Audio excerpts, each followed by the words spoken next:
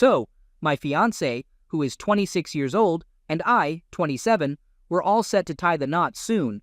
We've been planning this for quite a while, and everything was finally falling into place. Invitations were sent, service providers were booked, and we even had our vows ready to go.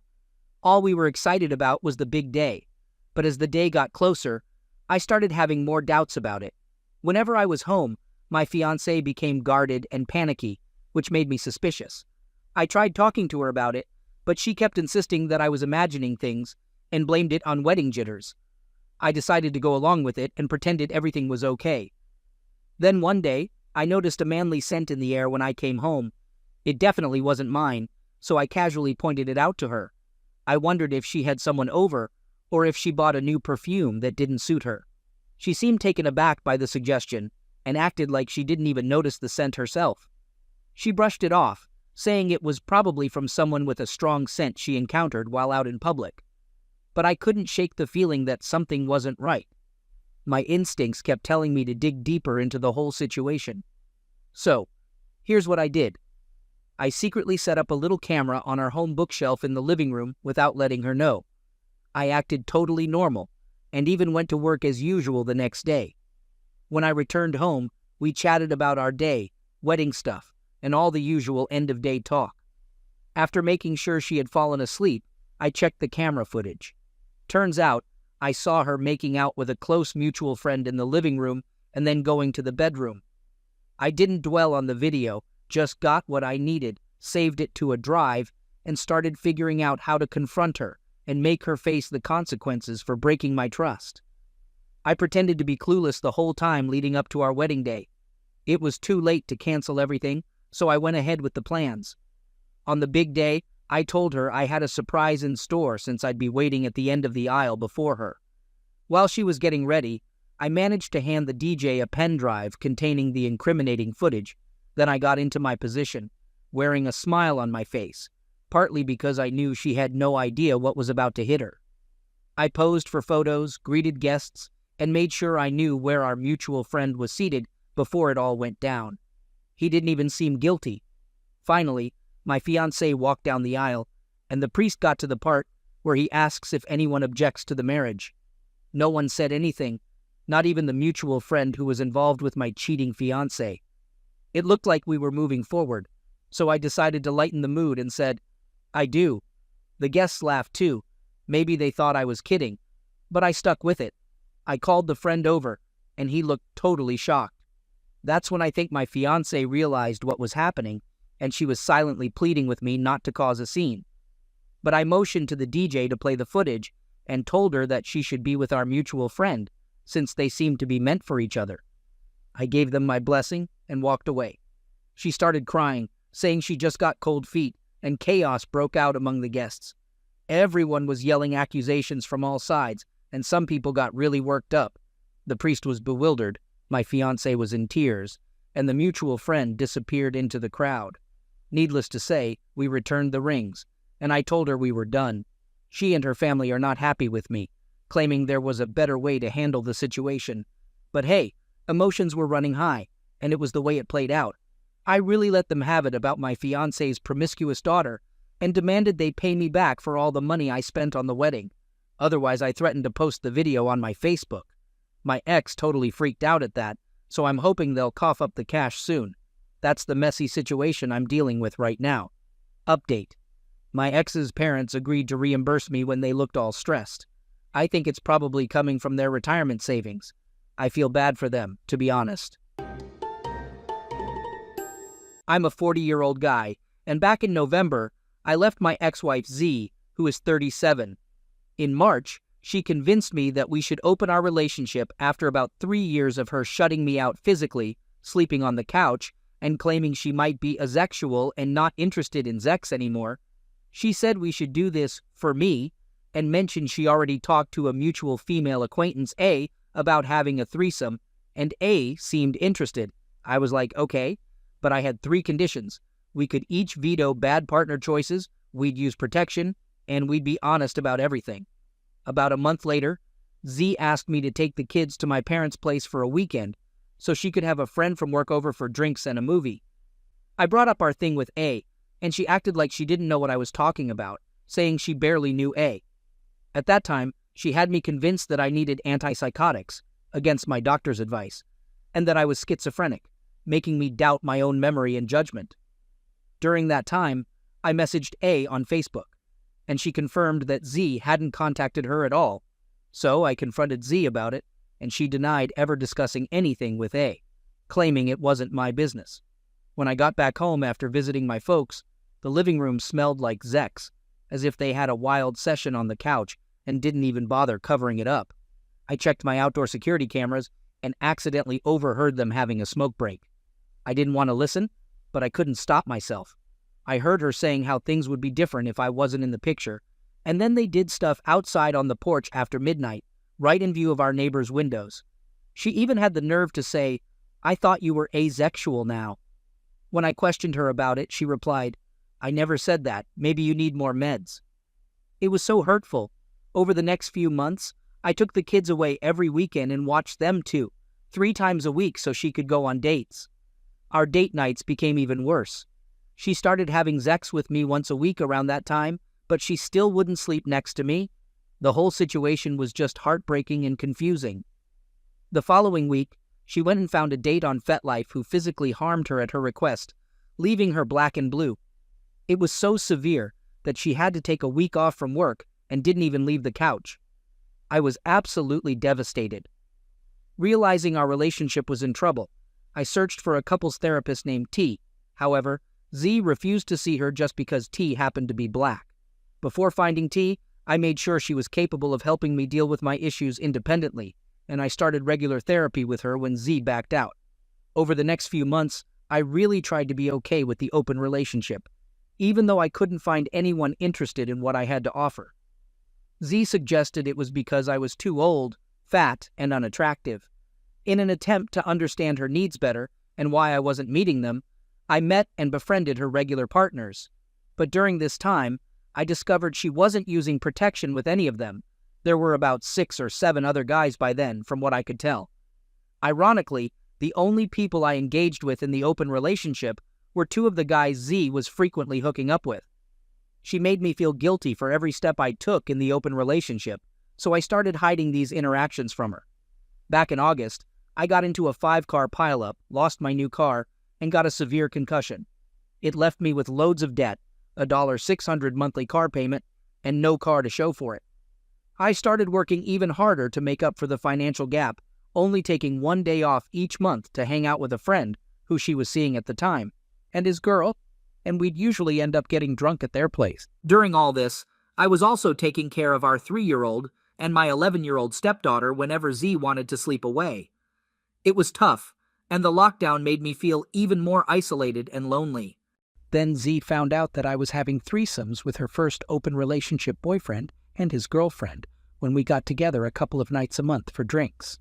She exploded and accused me of being a deceiver, a cheater, and a liar. I didn't even know that was against the rules, since she hadn't told me all the details of her open relationship.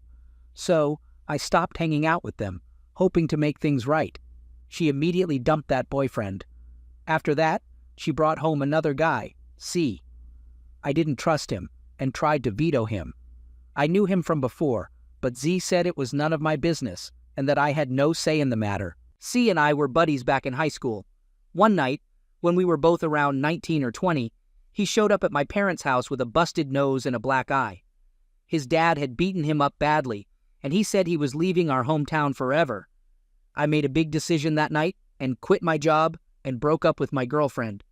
We both hitchhiked to a big city together, but after about 2 weeks, he left me high and dry with nowhere to go. He was done with the homeless life and just called his mom to buy him a bus ticket back home. I was stuck in the city, and it took me nearly a year to find my way off the streets. I had to do some sketchy stuff for some shady people just to survive and get food. I really regretted having to associate with such dangerous folks, and one night, I saw something that made me realize I had to leave town. Thankfully, I had managed to save some money by then, so I got out of there. I returned home, but C and I avoided each other for almost 2 decades. Out of the blue, Z and C fell in love, and she didn't hold back about bragging to me about his Johnson's size and cross-dressing skills. I tried to be chill with everything, and even rekindled my friendship with C, letting him into my inner circle. He got really close. During this time, I think someone was giving me hormone blockers without my knowledge, and it led to a gender crisis at 39, leaving me feeling lost. Then in October, C asked me to divorce Z so that she could have the baby they had been talking about. I confronted her about it, saying, "He asked me to leave you. He made it sound like that's what you want. I won't stick around if that's what you want. I'm asking you to choose me over him and stop seeing him." Her response was, "How dare you make me choose?" So I said, "Fine, I'll make the choice for you." About 30 days later, I got an apartment with a close friend and continued to stay in touch with my 3-year-old. C moved into the house right away. I paid $2,000 a month until Christmas to avoid causing financial strain on the people I care about. Now, I'm paying around $1,000 a month in support, and I see my 3-year-old twice during the week, and she spends Saturday nights with me. Z is using the family justice system to demand more time so she can have more free time to be a grown-up.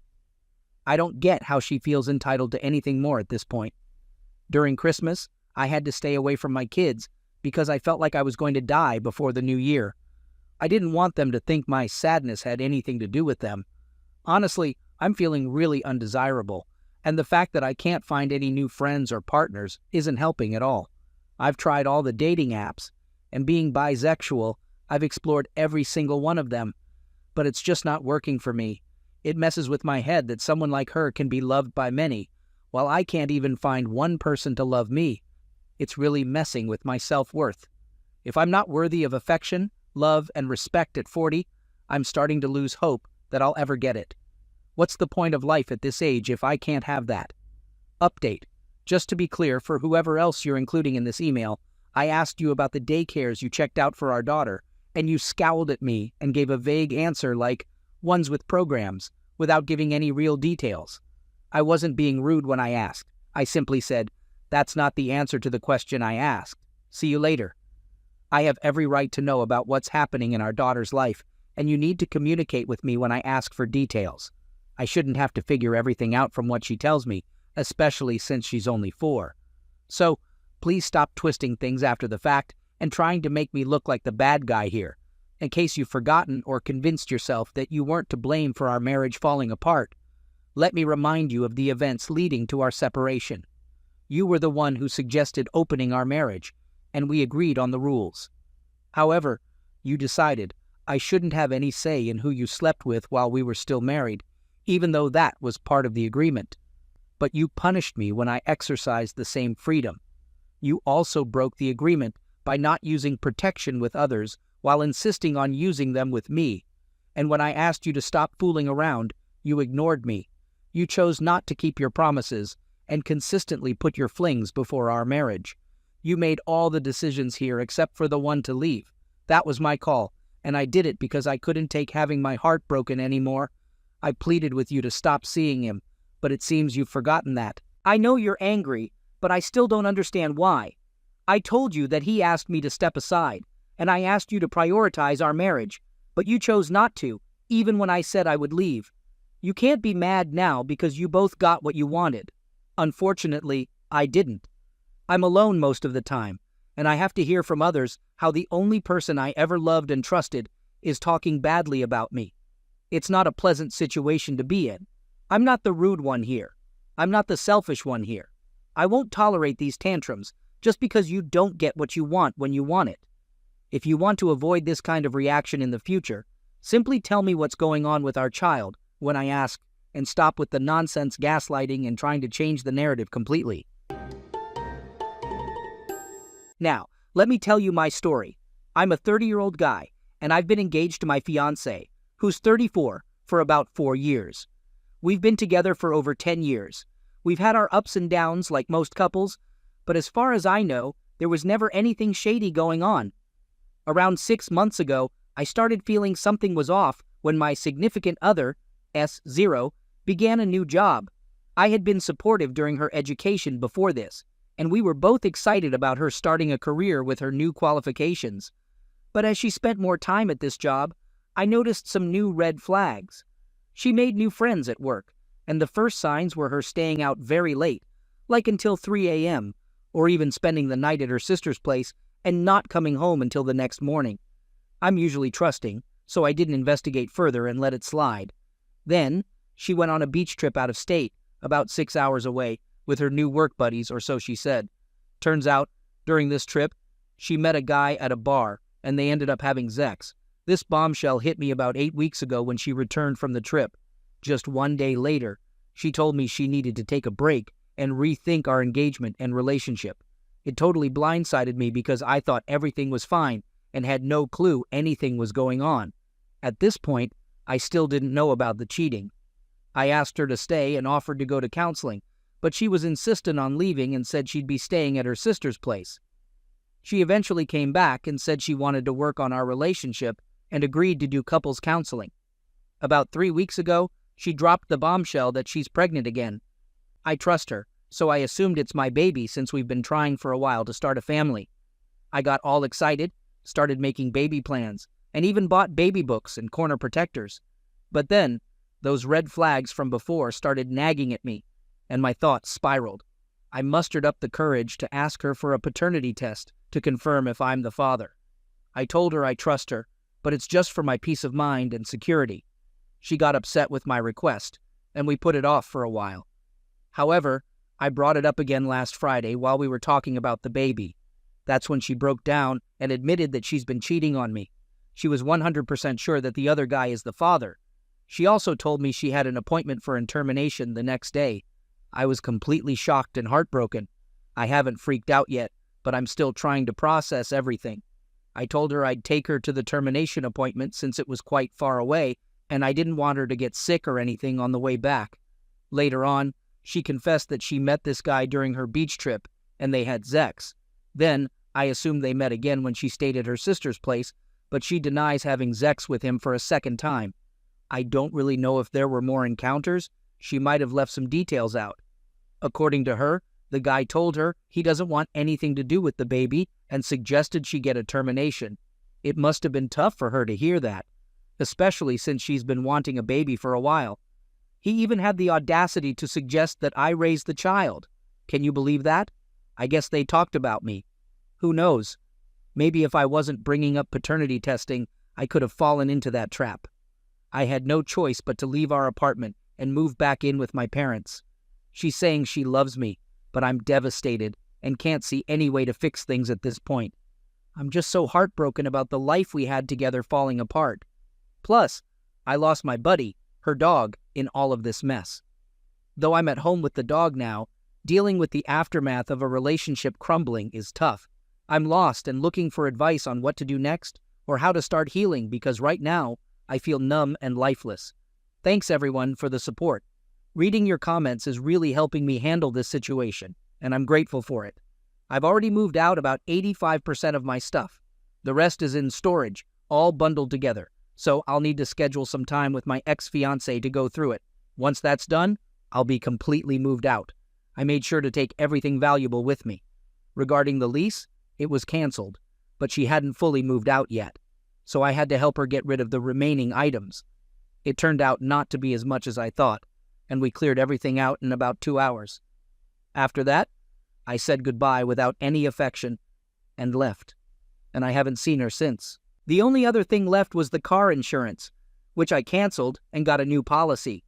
I texted her about it, giving her 10 days to find a new policy. I gave her plenty of time to sort it out, but I don't know what she did, and honestly, it's not my problem. I haven't spoken to her since I sent that text, and she hasn't tried to contact me in any way. I don't actually want her to reach out to me. In fact, I'm quite glad she hasn't tried to call or anything. I talked to the landlord, and they said they'll send me documentation about the early termination fee and how to pay it. When I went online to their renter's portal, my account was deactivated, so I can't see anything there. The landlord mentioned they already have another renter lined up. I'm a bit puzzled about how this termination fee will work since they haven't sent me anything yet. I'm wondering if there's some COVID-related reason why they haven't charged me, or if there's some other clause I'm not aware of. But so far, I haven't paid any of the fee, so I'm just waiting for it to show up in my mailbox someday. I'm assuming they'll send it, but it would be a pleasant surprise if for some reason I didn't have to pay that $3,000. Besides that, I'm doing well. Surprisingly, I haven't gotten emotional or shed a single tear about her or our relationship ending. I feel free, you know? I've been keeping myself busy at the gym, with my side work, and enjoying my hobbies whenever I want.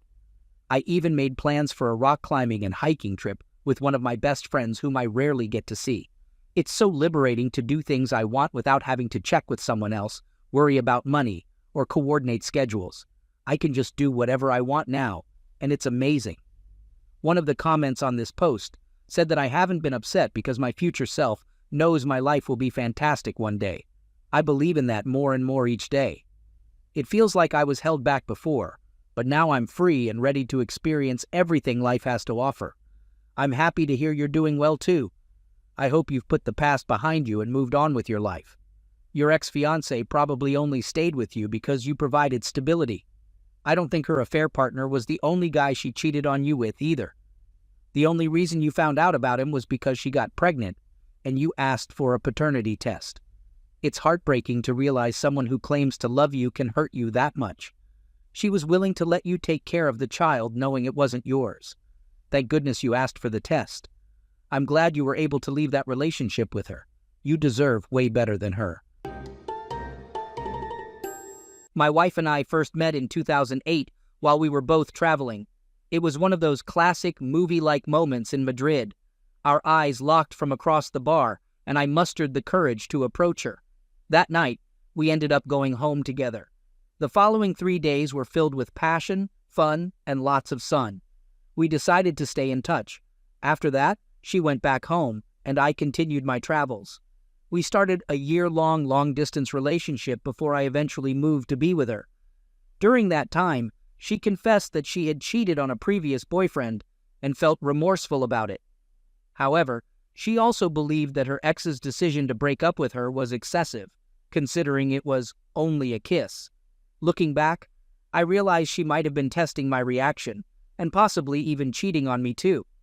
While I can forgive and move on from that, since it was in the distant past and related to long-distance struggles, what happened last week is a different story. I made it clear that cheating was a deal-breaker for me, and I warned her that if I caught her even flirting with another man, I would end the relationship. To me, violence and cheating are the two absolute no-nos in a relationship. A year after I moved, we tied the knot, and a year later, she became pregnant. I was thrilled. However, she appeared distant, sad, and anxious during the first 2 months after finding out about the pregnancy. After some prodding, she finally broke down and confessed that she had a one-night stand around the time of conception, and there's a chance the baby might not be mine. Devastated, I hopped on a plane back home and cut off communication with her for a month. I didn't respond to her messages or calls. Eventually, though, I gave in and we talked. She said she'd get an in utero paternity test, and if the baby wasn't mine, she'd terminate the pregnancy. But she wanted me to come back before she did anything. I decided to return, and she underwent the test with me in the room. The results came back, confirming the baby wasn't mine. I told her she needed to schedule the appointment for the termination that day, or else I'd go see a divorce lawyer as soon as I left the hospital. Reluctantly, she booked the appointment for a week later. On the day of the appointment, I drove her and held her hand. I understood that a termination, no matter the circumstances, could be traumatic for her. In the car, she broke down in tears, begging me to reconsider, make it work, or anything but go through with the termination. But I looked her straight in the eye and said, "Do whatever you want with your body and your life, but I won't raise a child that isn't mine. That kid would constantly remind me of your betrayal, and I can't put myself through that. So it's either termination or divorce." Just to clarify, I wanted a divorce right away. When she hesitated, I immediately leaned towards divorce. I never tried to convince her otherwise. I did advise against termination, but she wanted to keep the baby and save the marriage. She made it clear that she'd terminate if I left, even if the baby was mine, and that she wanted specifically to keep the child and have me raise it with her. But that wasn't happening. She asked if I'd give her another chance if she had the baby, and I said yes because I still loved her. But honestly, I wasn't willing to play the role of a father to a child born out of her infidelity. In the end, she chose the termination. She had complications, and bed rest was needed for a month. But things changed after that. She became distant, unaffectionate, and cold. The spark between us was lost. I tried my best to salvage the relationship, but she didn't seem interested. One night, after a few drinks, she confessed that she resented me for making her choose about the termination. In the heat of the moment, I lashed out, telling her she deserved to suffer for what she did. I regretted those words instantly, even though they expressed how hurt I truly felt. One day, when I came home early from work, I found her crying on the couch with a man I knew well, a co-worker of hers. The look on their faces said it all.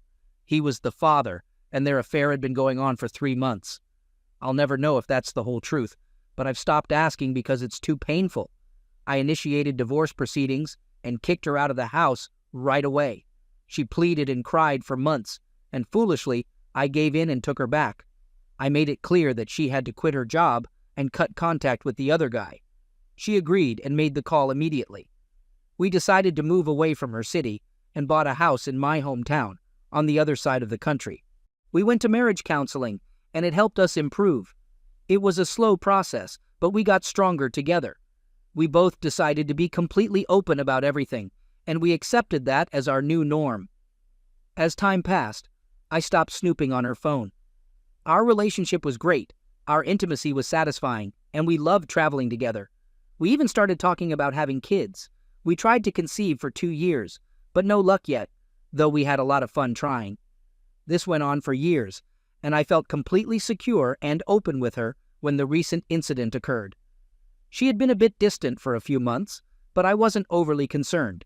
Whenever I asked her about it, she'd reassure me and be affectionate, but when left alone, she became quiet and sought her own space.